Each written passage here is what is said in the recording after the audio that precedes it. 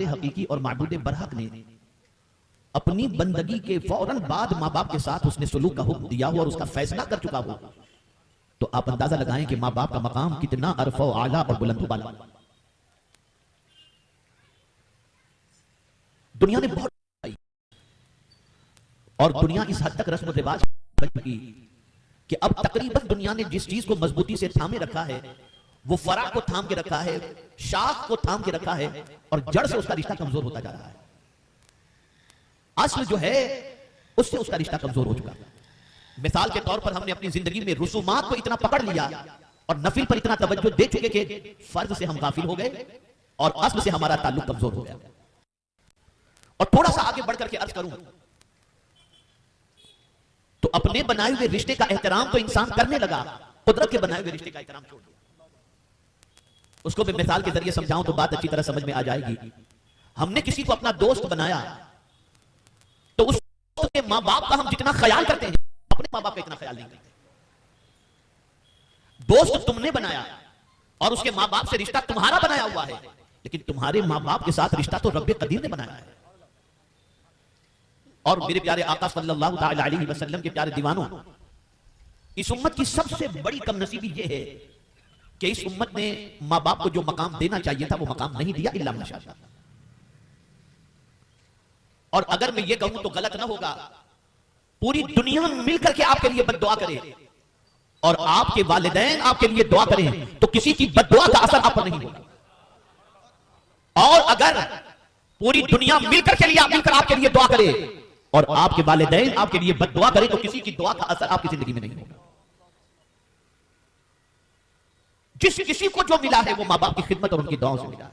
ये तो सच है अपनी जगह पर कि रसूल आज़म सल्लल्लाहु अलैहि वसल्लम ने फरमाया अल जन्नतु तहत अक़दामिल उम्महात, कि जन्नत माओं के कदमों के नीचे है। तो ये तो अपनी जगह पर है कि माँ के कदम के नीचे जन्नत है, लेकिन थोड़ा सा आगे और भी सुन लो, माँ बाप की खिदमत के अंदर अल्लाह ने विलायत भी छुपा के रखी है, विलायत भी छुपा के रखी। आइए मैं आपको समझाऊं। सुल्तानुल मशाइख हजरत बायजीद बुस्तामी रहमतुल्लाह ताला अलैह बहुत छोटे थे, बिल्कुल नन्हे से थे, और उस बचपने के अंदर मां ने एक मदरसे के अंदर अपने बच्चे को दाखिला दिलवा दिया और हजरत बायजीद बुस्तामी रहमतुल्लाह ताला अलैह मदरसे में पढ़ने के लिए तशरीफ ले गए। आजकल तो कुरान जो पढ़ाया जाता है बस पढ़ा दिया गया, पूरी जिंदगी पढ़कर बिस्मिल्लाह शरीफ का तर्जमा भी आज तक नहीं समझ सके। और उस जमाने में जब कुरान पढ़ाया जाता तो बच्चे कुरान पढ़ते ही नहीं थे, कुरान समझते भी थे। बायजीद बुस्तामी अलैहि रहमा मामूल के मुताबिक मदरसे में गए, छोटे से थे और उस्ताद पढ़ा रहे थे। बायजीद बुस्तामी अलैहि रहमा कुरान शरीफ पढ़ रहे थे। पढ़ते पढ़ते इस आये करीमा पर बायजीद बुस्तामी अलैहि रहमा पहुंचे, अनिश्कुर ली वली वालिदैन, मेरा शुक्र अदा करो और अपने माँ बाप का शुक्र अदा करो। बस इतना पढ़ना था।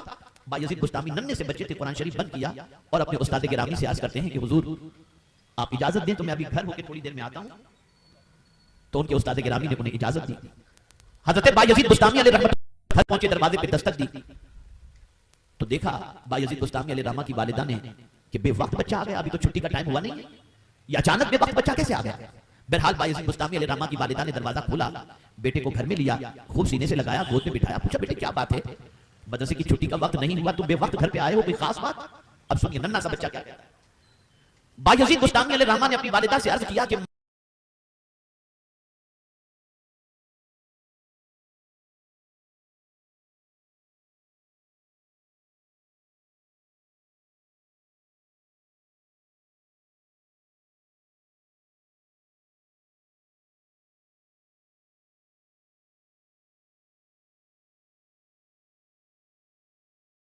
खास तौर पर यहाँ रोड की साइड में जो हजरात खड़े हैं ना, थोड़ा सा तो बड़ी मेहरबानी होगी आपकी। और ये सामने जो बैठे हैं ये मोबाइल लेकर बात करते रहते हैं, मैं इधर तकरीर करता हूँ, सामने से मोबाइल पर बात करते रहते हैं। मैं अगर टोकूं तो मेरे ज़मीर को भी अच्छा नहीं लगता और आप बात करें तो मुझे ऐसा लगता है कि आप कुरान और हदीस से अहम कौन सी ऐसी बात है जिसके अंदर आप मसरूफ हो गए। तो खुदा के लिए ऐसा न करें जिसकी वजह से पूरी बदनज़मी। और दाएं जाने वालों से भी गुजारिश करता हूँ कि बातचीत बंद करो और खामोशी के साथ आप गुफ्तगू को समाअत फरमाइए। खुद दुरूद शरीफ पढ़ लें, अल्लाहुम्मा सल्लि अला सय्यिदिना व मौलाना मुहम्मद मादिनिल जूद वल करम व आलिहि व अस्हाबिहि व बारिक वसल्लम। तो बायजीद रिजवान की मां ने कहा कि बेटे बेवक्त तुम आ गए। तो अर्ज करते हैं मां, आज मेरे उस्ताद जब कुरान पढ़ा रहे थे ना, तो इस आयत करीमा पर जब पहुंचे और जब उन्होंने पढ़ाया कि अल्लाह फरमाता है अनिश्कुर ली वली वालिदैन, मेरा शुक्र अदा करो और अपने वालिदैन का। तो मेरे दिल में आपकी मोहब्बत इतनी पैदा हुई कि मैं फौरन वहां से घर आ गया और आकर के मैं आपकी खिदमत में हाजिर हो चुका हूं। मां, मुझसे आपका शुक्र अदा करने में कोई गलती या कोताही रह गई हो तो मुझे माफ कर दीजिए।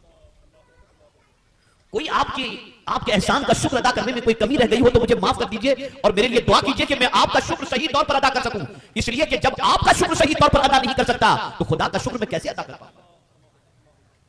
आपने क्या समझा है मां बाप को, आपने क्या समझा है उनके दर्जात को। एक इंसान उस वक्त तक हजार हाथ तूफान के मुकाबले की सलाहियत रखता है जब तक उसके वालिदैन जिंदा हैं और वालिदैन उससे खुश हैं। और वालिदैन के इंतकाल के बाद उस बंदे की जिंदगी के अंदर एक ऐसा सहारा टूट जाता है जिस सहारे के बलबूते पर वो हर मैदान के अंदर फतह हासिल कर लेता था। कोई ये ना समझे कि मैं आलिम हूं तो मुझे वालिदा की दुआ की जरूरत नहीं, मैं हाफिज हूं तो मुझे मां बाप की दुआ की जरूरत नहीं, मैं मालदार हूं तो मुझे मां बाप की दुआ की जरूरत नहीं, मैं मुजद्दिद हूं तो मुझे मां बाप की दुआ की जरूरत नहीं, मैं वली कामिल हूं तो मुझे मां बाप की दुआ की जरूरत नहीं। अरे मां की दुआ की जरूरत सिर्फ आलिम ही को नहीं, हाफिज ही को नहीं, डॉक्टर ही को नहीं, वली ही को नहीं, मुजद्दिद ही को नहीं, नबी को भी मां की दुआ की जरूरत है। हज़रत मूसा कलीमुल्लाह अलैहि सलातु व तस्लीम की वालिदा का जब विसाल हुआ और जब कोहे तूर पर हम कलामी के लिए रब ने हज़रत मूसा अलैहि सलातु व तस्लीम को बुलाया तो हमेशा बुलाता था, अल्लाह वो जाते थे और रब से हम कलामी का शर्फ हासिल करते थे। लेकिन जब उनकी वालिदा का विसाल हुआ और उसके बाद हज़रत मूसा अलैहि सलाम को अल्लाह ने हम कलामी के लिए बुलाया तो इरशाद फरमाया, मूसा जरा संभल करके आना, जरा संभल करके आना। अर्ज करने लगे, मौला इससे पहले मैं आता था कभी तूने ये नहीं फरमाया, अब तू फरमा रहा है कि मूसा संभल करके आना। तब रब ने इरशाद फरमाया, मूसा इससे पहले जब तुम आते थे तो तुम्हारी मां तुम्हारे लिए दुआएं किया करती थी, अब तुम्हारी मां इस दुनिया में नहीं है इसलिए कह रहा हूं कि अब आना तो संभल करके आना। ये मां बाप का दर्जा हल्का दर्जा नहीं है। और मैं बड़ी मादरत के साथ अर्ज करता हूं, आज के दौर में जितना इंसान अपने शेख की मानता है, मानना भी चाहिए, मैं इसे इनकार नहीं करता, अगर जितना एहतराम वो अपने शेख का करता है करे, इससे भी इनकार नहीं, लेकिन उतना ही अगर अपने मां बाप का करने लगे तो बहुत ऊंचा दर्जा वो पा सकता है। मुझे याद है जब इंग्लैंड में पहली बार, मुझे सन याद नहीं है लेकिन 30 साल पहले कमोबेश एक अंदाज के एतबार से जब मैं पहुंचा, मेरी दाढ़ी भी काली थी और जवानी भी उस वक्त थी, तो वहां एक सिस्टम था बुजुर्गों के एहतराम का। तो जब हम अपनी कयामगाह से जब बाहर निकलने लगे तो मुझसे उम्र में 20 साल बड़े, 15 साल बड़े वो जूते मेरे लेकर के सामने खड़े हो गए और रख दिया। तो उनको तो मैं कुछ ज्यादा क्या कहता, लेकिन मुझसे कम उम्र के और मेरी उम्र के लोग भी जब इस तरह से करने लगे तो मैंने उनसे सिर्फ इतना कहा, बेटा ये क्यों कर रहे हो आप? तो उन्होंने कहा, हजरत आपकी दुआएं लेने के लिए, आप दीन के दाई हैं इसलिए हम कर रहे हैं। मैंने कहा, बेटा मैं ये तो नहीं कह सकता कि मेरी सारी दुआएं अल्लाह कबूल फरमाता है, लेकिन इतना मैं जरूर कहूंगा कि हुजूर ने फरमाया कि बाप की दुआ औलाद के हक में वो मकाम रखती है जो नबी की दुआ उम्मती के हक में मकाम रखती है। कब अपने बाप के घर के निकलते वक्त तो अपने बाप के लिए भी इस तरह से जूते रखे हो। अगर तुम इस तरह से करो तो वो जो तुम्हारे बाप के दिल से तुम्हारे लिए दुआ निकलेगी, तुम्हारी दुनिया भी समझ जाएगी और आखिरत भी समझ जाएगी। खिदमत करो मां बाप की, दुआएं लो मां बाप की। मां बाप दुनिया के अंदर वो मकाम रखते हैं कि अगर किसी के मां बाप मुसलमान नहीं भी हैं, मां बाप, तो वो अगर इस्लाम छोड़ने के लिए कहें तो वो तुम न करो, शिर्क के लिए बुलाएं तो उनकी बात न मानो। लेकिन अगर उनको तुम्हारी जरूरत है खिदमत की तो ऐसे मां बाप की जो मुसलमान नहीं है उनकी भी खिदमत करने का इस्लाम ने हुक्म दिया है, उनकी भी खिदमत। वही जाहदाका अला अन तुश्रिक बी मा लैसा लक बिही इल्म। मां बाप का मकाम, ये ऐसा मां बाप का मर्तबा है, जीते जी भी मां बाप का हक है और मां बाप के मरने के बाद भी मां बाप। कोई ये ना समझे कि मां बाप मर गए, इंतकाल कर गए तो अब उनके साथ अच्छा सलूक क्या और उनका हक क्या ना।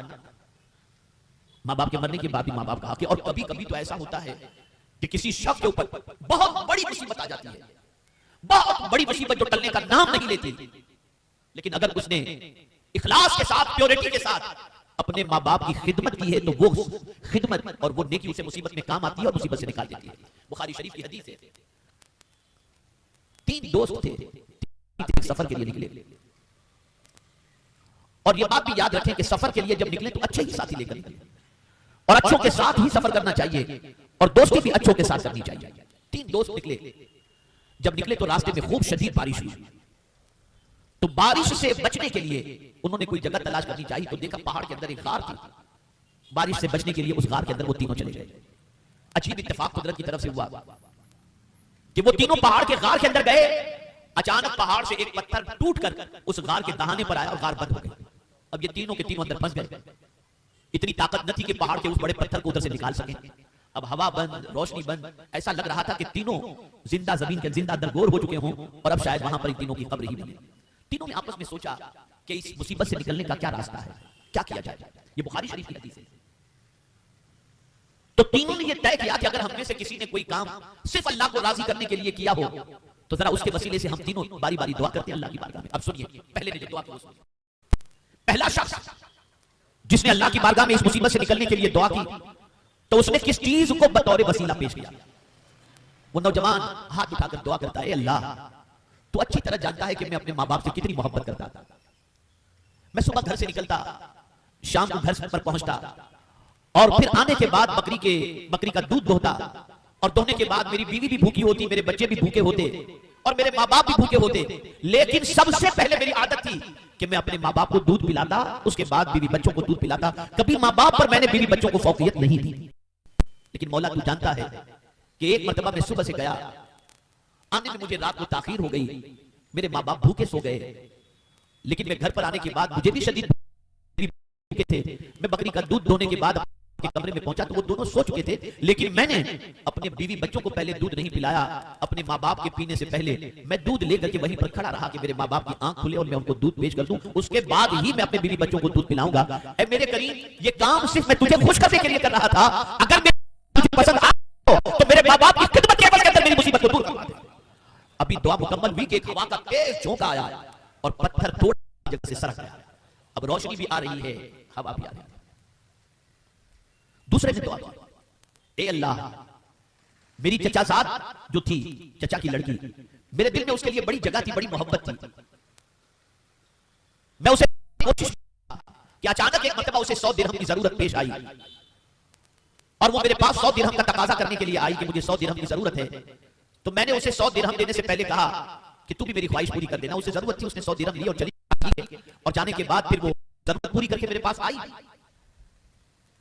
और जब मैंने बुराई का इरादा किया उस लड़की के साथ तो उस लड़की ने फौरन मुझसे कहा, इत्तक़िल्लाह, अल्लाह से डर। बस उसके कहने पर मैं गुनाह से रुक गया और सिर्फ तेरी खुशी की खातिर मैं इस गुनाह से रुका था। मौला, अगर ये मेरी नेकी तुझे पसंद आ गई हो और तूने कबूल कर ली हो तो मुसीबत को दूर फरमा। एक तेज हवा का झोंका आया और पत्थर फिर और ज्यादा सरक गया। अब तीसरे शख्स की बारी। तीसरे शख्स ने अल्लाह की बारगाह में दुआ के लिए हाथ उठाया। उसके, मौला, मेरे पास एक शख्स काम करता था। एक बार दिन भर उसने मेरे यहां मजदूरी की, लेकिन मुझसे मजदूरी लिए बगैर वो चला गया। मैं उसकी काफी तलाश करता रहा, वो मुझे न मिला। तो मैंने उसकी मजदूरी की रकम से एक गाय खरीदी और उसकी मैंने परवरिश की। फिर उस गाय के बच्चे होने लगे, फिर बच्चे बढ़ने लगे, फिर गाय बढ़ती गई बढ़ती गई बढ़ती गई। फिर मैंने एक चरवाहा रखा जो इन गायों को चराता रहता था और ये मैंने उसी की मजदूरी की रकम से सब कुछ किया था। कई सालों के बाद, कई अरसे के बाद वो शख्स आता है और आकर के उसने मुझसे कहा कि मेरी एक दिन की मजदूरी तुम्हारे पास बाकी है और मुझे बहुत जरूरत है, मैं लेने के लिए हाजिर आया हूं, तुम्हें मालूम है? तो मैंने उससे कहा था, हाँ, तेरी मजदूरी की रकम तो मेरे पास थी और है और यकीनन मुझे देना है। देखिए जो गाय नजर आ रही है ना, सारी की सारी वो तेरी है, तू ले जा। मजाक तो नहीं कर रहे हो मुझसे?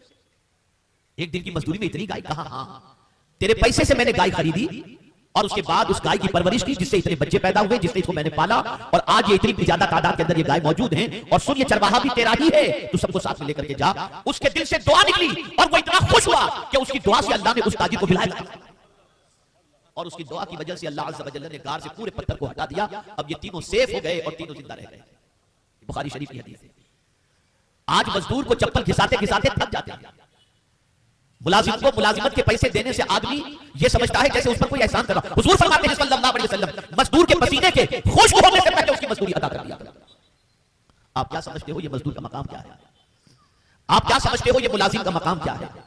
आज ये कर रहा था, एक शख्स अगर अपने माँ बाप की खिदमत का इतना ख्याल करे तो माँ बाप की खिदमत के एवज के अंदर अल्लाह मुसीबतों को टाल दिया करता है, दूर कर दिया करता है।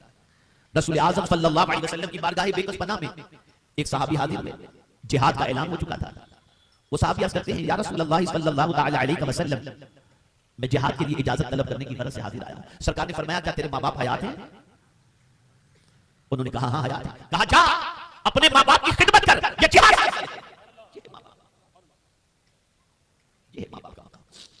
आज सिचुएशन ये हो गई कि माँ बाप के दर्जे का ख्याल नहीं किया जाता, सबकी दुआएं। अब तो ऐसी पोजीशन हो गई, बड़ी मादरत के साथ मैं अर्ज करता हूं, मैं दुनिया में रहता हूं, हालात को जानता हूं, तो मैं अर्ज करता हूं, लोग बीवी की माँ का जितना ख्याल करते हैं अपनी माँ का इतना ख्याल नहीं करते।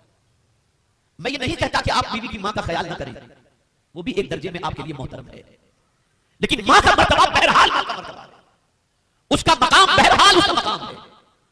जिसके कदमों में अल्लाह जन्नत ला करके रख दे, उस माँ की अजमतों का क्या कहना। और बाप को जन्नत का दरवाजा कहा गया। बाप की खुशी के बारे में हुजूर सल्लल्लाहु अलैहि वसल्लम इरशाद फरमाते हैं, अल्लाह की रजा बाप की रजा में है। जिसने अपने बाप को खुश कर दिया गोया उसने अल्लाह को खुश कर दिया। ये मकाम है बाप। जिसने अपने माँ की खिदमत की और माँ को खुश कर दिया, अल्लाह अज़्ज़ा व जल्ल उस बंदे से राज़ी हो गया। इसीलिए इमामुल मुतकल्लिमीन हज़रत अल्लामा नक़ी अली खान अलैहि रहमतु व रिज़वान, जो आला हज़रत अज़ीमुल बरकत इमाम इश्क़ व मोहब्बत के वालिद हैं, वो कहते हैं कि जो शख्स हर नमाज के बाद अपने माँ बाप के लिए मग़फ़िरत की दुआ नहीं करता, उसकी नमाज कबूल नहीं होती। माँ बाप के लिए दुआएं करो। बल्कि हदीस शरीफ में है, एक सहाबी हुजूर सल्लल्लाहु अलैहि वसल्लम की बारगाह में हाजिर आए और अर्ज़ करने लगे, या रसूलल्लाह सल्लल्लाहु तआला अलैहि वसल्लम, मेरे वालिदैन इस दुनिया से कुछ कर गए हैं, क्या उनके इंतकाल के बाद भी उनके साथ कोई अच्छा सलूक किया जा सकता है? क्या सवाल था, क्या सवाल था। आज हमारे मुफ्ती साहब क़िबला तशरीफ फरमा है और बहुत सारे मुफ्तियान किराम हैं, जरा पूछिए इनके पास कैसे कैसे भोंडे सवाल आते हैं, सर पैर बगैर के सवाल। लेकिन वो सहाबा थे, हुजूर की सोहबत पाई थी। और ये बात याद रखिएगा, अच्छे सवाल भी वही करेगा जो अच्छों की सोहबत इख्तियार किया। सोच बड़ों के साथ बैठने से बनती है। अब यहां मैं आपको बता दूं, आका करीम सल्लल्लाहु अलैहि वसल्लम से पूछा गया, हम किसकी सोहबत में बैठे? देखिए मैं आपको एक बहुत बड़ा फार्मूला दे रहा हूं, और खास तौर पर ये मेरे नौजवान बच्चे जो बैठे हुए हैं, प्यारे बच्चों तुम खास तौर पर सुनो, हर एक के लिए जरूरी है लेकिन नौजवानों के लिए ज्यादा जरूरी है। पूछा गया किसके साथ बैठे? तो सरकार ने फरमाया, अपने से बड़ों के पास बैठो, अपने से बड़ों के पास बैठो, उलमा से सवाल पूछा करो और हकीमों की बातें सुना करो। ये तीन चीजों का हुजूर ने हुक्म दिया। अपने से बड़ों के पास बैठो, बड़ों के पास बैठोगे तो सोच बड़ी बड़ी, बड़ों के पास बैठोगे तो तजर्बा मिलेगा, बड़ों के पास बैठोगे तो तरक्की की राहें समझ में आएगी, उलमा से सवाल पूछोगे इल्म में इजाफा होगा, और हिकमत भरी बातें सुनोगे हकीमों से तो तुम्हारी रूह में ताजगी पैदा होगी और तुम्हारा दिमाग रोशन होगा। अब सुनिए, सरकार से एक साहब अर्ज़ करते हैं, या रसूलल्लाह सल्लल्लाहु तआला अलैहि वसल्लम, क्या माँ बाप के इंतकाल के बाद भी माँ बाप के साथ उसने सलूक की कोई राह है? अब सरकार ने क्या फरमाया उसे सुनो। मेरे आका सल्लल्लाहु अलैहि वसल्लम ने इरशाद फरमाया, हाँ, उनके लिए रहमत की दुआ करो। पहली बात क्या फरमाई? उनके लिए रहमत की दुआ, और वो दुआ कुरान के अंदर मौजूद है, रब्बिरहमहुमा कमा रब्बयानी सगीरा। ए अल्लाह, हमारे माँ बाप पर उसी तरीके से रहम फरमा जिस तरीके से बचपने में उन्होंने हम पर रहम फरमाया था। मैं तो खुदा की कसम कभी सोचता हूं तो अक्ल दंग रह जाती है। दो दौर देख लीजिए आप, एक बाप है और एक बेटा है, एक माँ है एक बेटा है। बेटा परेशान है, उसकी सिचुएशन ऐसी है कि बचपने ही में डॉक्टर ने कह दिया कि लाइलाज है, इसको ऐसी बीमारी लग चुकी है। लेकिन बाप अपने बच्चे को जिंदा देखने के लिए हर तरीके की कोशिश कर बैठेगा। हजरत कोई वजीफा हो तो बताओ, डॉक्टर हो तो बताओ, इससे चंदा लेकर, इस चैरिटेबल ट्रस्ट से पैसा लेकर अपने बच्चे का इलाज। कोई भी माँ बाप मुझे आज तक ऐसे नहीं मिले जो किसी बुजुर्ग के पास ये दुआ कराने के लिए गए हो कि दुआ करें कि मेरे बेटे को अल्लाह ताला आसानियत कर दे, आसानी उसके लिए पैदा फरमा दे और वो इस दुनिया से चला जाए ना। कितना ही खतरनाक मर्द से क्यों ना हो, बाप हर हाल के अंदर अपने बेटे को जिंदा देखना चाहता है। लेकिन दूसरे एंगल से देखें, बाप बूढ़ा हो गया, बिस्तर में टॉयलेट कर रहा है, तबीयत ज्यादा खराब है, उठ नहीं पा रहा, तो उलमा से दुआ कराने के लिए आते हैं, हज़रत दुआ करें अब अल्लाह इनके हक में बेहतर फरमा दे, बस अभी इनकी तकलीफ नहीं देखी जाती। क्या सोच है कि बाप तो तुम्हारी हर तकलीफ पर तुम्हें जिंदा देखना चाहता है और तुम हो कि अपने माँ बाप की मौत की तमन्ना कर रहे हो। जिस माह रमजानुल मुबारक के अंदर अल्लाह रब्बुल इज्जत जल्ल जलालुहु रहमत के दरवाजे, मग़फ़िरत के दरवाजे, जन्नत के दरवाजे सब खोल देता है, उस मुक़द्दस महीने के अंदर भी हज़रत जिब्रील अमीन की दुआ पर हुजूर सल्लल्लाहु अलैहि वसल्लम ने आमीन फरमाया। सरकार मिंबर पर तशरीफ रखे तो जिब्रील अमीन ने दुआ की, अल्लाह, जो शख्स अपने माँ बाप को बुढ़ापे में पाए और माँ बाप की खिदमत करके जन्नत हासिल न कर सके वो हलाक हो। तो हुजूर ने फरमाया आमीन। आप क्या समझते हो बूढ़े माँ बाप की खिदमत क्या है? अरे जिसके चेहरे को एक बार मोहब्बत से देखने पर हुजूर फरमाते हज मबरूर का सवाब। अगर किसी ने अपनी माँ के चेहरे को या अपने बाप के चेहरे को एक बार मोहब्बत से देख लिया तो एक बार के देखने पर अल्लाह उसे हज मबरूर का सवाब अता फरमाता है, और बार बार देखो तो बार बार हज मबरूर का सवाब। अब मैं उन लोगों से कहूंगा जो लोग अपने माँ बाप को बूढ़ा देख करके कहते हैं तो खिसक गई है इनकी, ये तो टोकते रहते हैं, ये तो बड़बड़ करते रहते हैं, न करो ऐसा, न कहो ऐसा, एहतराम करो उनका। इतना तो कहना बहुत बड़ी बात हो गई कि खिसक गई है, बुढ़ो है, ये तो बहुत बड़ी बात हो गई। कुरान कहता है वला तकुल लहुमा उफ, उन्हें उफ भी न कहो, उफ भी न कहो। तो सरकार सल्लल्लाहु अलैहि वसल्लम से उन सहाबी ने पूछा क्या माँ बाप का हक उनके मरने के बाद भी? सरकार ने फरमाया उनके लिए रहमत की दुआ करो, फिर फरमाया उनके लिए मगफिरत की दुआ करो, मगफिरत की दुआ।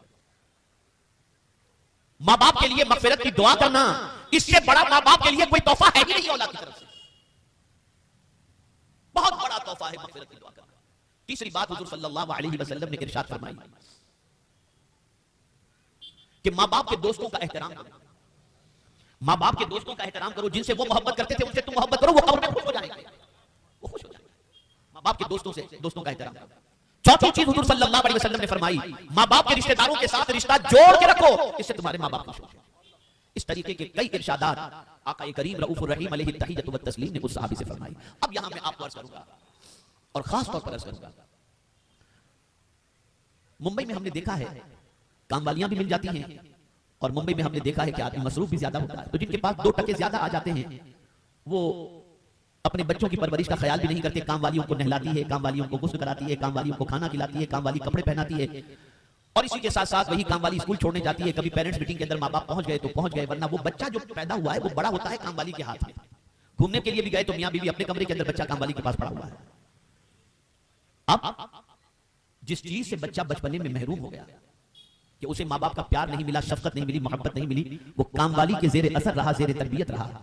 जब वही बाप बूढ़ा होता है और वही बच्चा जो काम वाली के पास बड़ा होता है तो वो भी सोचता है कि मुझे मेरे माँ बाप ने बचपन में काम वाली के सुपुर्द कर दिया था, अब बुढ़ापे में मैं इनकी क्यों खिदमत करूं, ओल्ड हाउस के अंदर छोड़ दो, वहीं रहेंगे, खाएंगे पिएंगे और उनका कैर होता रहेगा, उनका कैर होता रहेगा। आज ओल्ड होम खुल गए, ओल्ड हाउस खुल गए, जहां पर बूढ़े माँ बाप को मरने के लिए छोड़ दिया जाता है, जहां कैर करने वाले कैर करते हैं, बच्चों के पास इतना टाइम भी नहीं होता कि जा सके। मुझे तो हैरत होती है, एक काफिला ताजिरों का रवाना हुआ, बस ये आखिरी बात, एक काफिला ताजिरों का रवाना हुआ, उस काफिले के अंदर बच्चे भी थे, बच्चों का बाप भी था। अचानक जंगल बयाबान में बाप की तबीयत खराब हुई और इंतकाल हो गया। बाप को बच्चों ने वहीं जंगल में दफन कर दिया। अब जाहिर सी बात है कि काफिला किसी का इंतजार तो नहीं कर सकता, तो बच्चों ने भी दफन किया और फिर रवाना हो गए काफिले के साथ। खूब तिजारत की, खूब नफा हासिल हुआ, खूब कमाया, और जब काफिला वहां से गुजरा तो बच्चों ने बाप की कब्र पर फातिहा पढ़ने जाने की बजाय वहां से निकलने लगे चुपचाप। तो कब्र से आवाज आई, ऐ मेरे बच्चों, इस तरह तुम मुझे नजरअंदाज कर रहे हो, खुदा की कसम अगर तुम्हारी जगह मैं होता काफिले के अंदर और तुम्हारी कब्र यहां होती तो मैं तुम्हें सलाम किए बगैर कभी नहीं जाता। तुम्हें पिक्चर देखने के लिए जाने का वक्त है, तुम्हें सैर तफरी के लिए जाने का वक्त है, अपने माँ बाप की कब्र पर फातिहा पढ़ने जाने का वक्त है। जाते हो कभी? आओ हुजूर सल्लल्लाहु अलैहि वसल्लम की एक हदीस सुनाओ, जिस जगह पर अल्लाह दुआओं को कबूल करता है उन जगहों के अंदर माँ बाप की कब्र भी है। अगर उनकी कब्र के पास खड़े होकर उनके वसीले से अल्लाह दुआ करे, अल्लाह उस बच्चे की दुआ को कबूल कर, बल्कि शबे बारात जाकर कब्र तलाश करते, अब्बा की कब्र है कहां यार, तुझे मालूम है मेरे अब्बा की कब्र? ये हाल हो चुका है। मौजू बड़ा तवील है और वक्त में इतनी गुंजाइश नहीं कि मैं मजीद इस पर कोई तफसीली गुफ्तगू कर सकूं, लेकिन मैंने बहुत सारी चीजों को कवर करने की, माँ बाप की खिदमत और उनके मकाम के साथ साथ कोशिश की। आप अगर तिजारत करते हो तो मुलाजिमीन का ख्याल करो, आप अगर जवान हो तो किसी लड़की की आबरू पर हाथ डालने की कोशिश न करो, आप अगर बच्चे हो और माँ बाप है तो उनकी खिदमत के अंदर कोई कोताही न करो। और इसी तरीके से माँ बाप पढ़े लिखे हों, अनपढ़ हों, कैसे भी हों, माँ बाप को बात करने का सलीका आता हो ना आता हो, दिखने में अच्छे लगते हो न लगते हो, कपड़े पहनना जानते हो न जानते हो, फिर भी बहरहाल तुम्हारे माँ बाप है और इनको एक नजर देखने पर अल्लाह तुम्हें हज मबरूर का सवाब अता फरमाएगा। इन्हीं कलिमात खैर पर मैं अपनी गुफ्तगू को खत्म करता हूं और मैं गुजारिश करता हूं आपसे, मैं गुजारिश करता हूं और वो गुजारिश ये है, बहुत इधर उधर आपने अपनी जिंदगी गुजार ली, बहुत कुछ सुना, बहुत कुछ समझा, बहुत कुछ किया आपने अपना दीन सीखने की कोई कोशिश नहीं की, कुछ सीखने की कोशिश नहीं की। मैं अभी आ रहा था तो लांच से सिर्फ होटल ही होटल, और रात 2-3 बजे तक हमारी कौम के बच्चे होटलों में खाते ही रहते, पता नहीं कितना खाएंगे और कब तक खाएंगे। कभी आपने दीन सीखने के लिए सफर किया? कभी दीन सीखने की आपने कोशिश की? कभी दीन के लिए आपने वक्त निकाला? कहां कहां से लोग हफ्तावारी सुन्नी इज्तिमा में मरकज इस्माइल अभी मस्जिद जो है वो हर शनिचर को आते हैं। आपके यहां से कोई जोश खरोश नहीं, आपके यहां से कोई इतना शौक नहीं सीखोगे तो फिर आपकी औलाद से भी कोई अच्छी उम्मीद मत रखना, कोई अच्छी उम्मीद मत रखना। आज भी अल्लाह का फजल है कि मुस्लिम मुआशरे के अंदर बच्चे उन चीजों को याद रखते हैं कि मेरे अब्बा ये किया करते थे ना यार, इसको बंद नहीं करना, मुझे भी इसको जारी रखना है, चाहे कुछ भी हो जाए। तो अगर तुम हफ्तावारी सुन्नी इज्तिमा में जाते रहोगे पाबंदी के साथ तो तुम्हारा बच्चा कहेगा मेरे अब्बा जाया करते थे ना, मैं भी इसे कंटिन्यू रखूंगा इंशाल्लाह। सीखो, दीन सीखो, दीन सीखो, दीन के लिए वक्त निकालो। और आज जिस दौर से हम गुजर रहे हैं ना, अल्लाह रहम करम फरमाए, सारे रिश्ते डुप्लीकेट हो गए। मुझे अभी अमेरिका के सफर के अंदर कुछ पढ़े लिखे लोग मेरे बयान के बाद मुझसे मिलने के लिए आए, नौजवान, न्यू जर्सी के अंदर। और मौजूदा दौर के सबसे बड़े टेक्नोलॉजी सिस्टम के सिलसिले में उन्होंने मुझसे गुफ्तगू की और उन्होंने कहा कि हुजूर, ये आर्टिफिशियल इंटेलिजेंस की वजह से तो ऐसा लगता है कि लोग बेरोजगार हो जाएंगे। तो मैंने कहा नहीं, लोगों की कद्र कभी भी नहीं घटेगी, लोगों की जरूरत तो रहेगी हमेशा। तो उन्होंने कहा कि कैसे ये मुमकिन है। आज आप देखिए, तो मैंने एक मिसाल उसके सामने रखी कि एयरपोर्ट पर घरों के अंदर मसाज की चेयर होती है। आप उस मसाज चेयर के अंदर बैठ जाएं, 600, 700, 800 रुपया देकर ऐसे रख के खुद ब खुद वो मसाज चेयर के जरिए आपका मसाज होता रहता है। थोड़ा सा हल्का सा रिलैक्स तो मिलेगा, लेकिन सुकून नहीं मिलेगा, सुकून की नींद नहीं आएगी। ये क्या है? ये सब मशीन वगैरह ही तो है, इसके अंदर ही तो ये सिस्टम सब सेट किया गया है। लेकिन मैंने कहा बेटा एक बात बताओ, थके हुए आकर माँ की गोद में सर रख दो और माँ हल्के से बालों के अंदर उंगलियां घुमाना शुरू कर दे, फौरन तुम्हें सुकून की नींद आ जाएगी। तो याद रखें, ये लम्स, ये एहसास, ये प्यार, ये मोहब्बत मशीन से नहीं मिला करता, इंसान ही से मिला करता है। तो ये सब कभी खत्म नहीं हुई। हालात बड़ी तेजी से करवट ले रहे हैं, रिश्ते नाते खत्म हो रहे हैं। मैं अभी अफ्रीका जब जा रहा था तो इथोपिया की लॉन्च के अंदर मैं बैठा हुआ था, तो ख्याल जहन में आया कि इतने सारे लोग लॉन्च के अंदर बैठे हुए हैं, जरा देखूं तो सही ये लोग क्या करते हैं। तो मुझे देखकर हैरत हुई कि मियां बीवी बैठे हैं, बच्चे बैठे हैं, सब फैमिलीज बैठी हुई हैं, दोस्त बैठे होंगे, सब बैठे, लेकिन कोई एक दूसरे से बात करता हुआ शायद एक या दो नजर आए। एक सेलिब्रिटी, कोई हीरो था किसी अफ्रीका की कंट्री का, उसके साथ लोग तस्वीरें खिंचा रहे थे, और बाकी जितने भी थे, कोई लैपटॉप पर है, कोई आईपैड पर है, कोई मोबाइल पर है, कोई किसी से बात करने के लिए तैयार ही नहीं। क्या जिंदगी बन गई। ये बेचैनियां जो बढ़ रही है ना, ये इन्हीं सारी चीजों की वजह से। इसीलिए कहने वाले ने कहा है, दिल के लिए मौत, मशीनों की हुकूमत, एहसासों मुरव्वत को कुचल देते हैं हालात। आज मियां बीवी को देखिए, बीवी उधर बैठी है अपने मोबाइल पे लगी है, शौहर अपने मोबाइल पे लगी है, थक के चूर हो जाते हैं, फिर लेट जाते हैं। सबका यही हाल है, हम हो या आप हो, सबका यही हाल है। आंख खुली तो पहले मोबाइल उठाकर किसका मैसेज। क्या जिंदगी बन गई। न कुरान पढ़ने का टाइम, न दुरूद शरीफ पढ़ने का टाइम, न बच्चों को लेकर पूछने का टाइम, न बैठने का टाइम, न खैरियत दरियाफ्त करने का टाइम, न बच्चों के साथ टाइम स्पेंड करना है, कुछ भी नहीं। बस लग गए, अब एक हमारे हाथ में खिलौना आ गया, उसके पीछे लग गए। लेकर बैठो, बच्चों की तरबियत करो, बच्चों के पीछे टाइम स्पेंड करो, नोक पलक दुरुस्त करो। और आखिरी बात अर्ज कर दूं, सहाबी ने हुजूर से पूछा, या रसूलल्लाह सल्लल्लाहु अलैहि वसल्लम, माँ बाप की तरफ से औलाद को सबसे बड़ा तोहफा क्या है? तो सरकार ने फरमाया, माँ बाप की तरफ से औलाद को सबसे बड़ा तोहफा अच्छे अखलाक है। आप बच्चे को आईफोन दिलाओ, सैमसंग फोल्ड दिलाओ, आईपैड दिलाओ, मोटरसाइकिल दिलाओ, मर्सिडीज दिलाओ, कुछ भी दिलाओ, इसकी कोई हैसियत नहीं। लेकिन अगर आपने अपने बच्चे को अच्छे अखलाक सिखा दिए तो हुजूर फरमाते हैं ये सबसे बड़ा तोहफा है। ख्याल करो इन चीजों का, माँ बाप की खूब खिदमत करो।